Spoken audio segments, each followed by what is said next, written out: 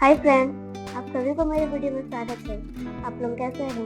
आशा करती हूँ आप लोग अच्छे होंगे और मैं भी अच्छी हूँ। रोजाना की तरह आज मैं अपनी मेहंदी डिजाइन लेकर आई हूँ, साथ में एक शायरी भी लाई हूँ। चलिए शायरी शुरू करते हैं।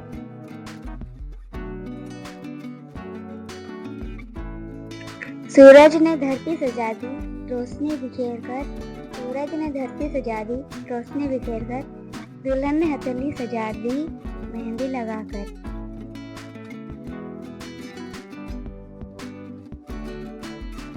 बातों बातों में सब कह दिया, कभी शायरी तो कभी मेहंदी बना लिया। सबको शुक्रिया जिसने जबार्ट को सब्सक्राइब कर लिया। Thank you.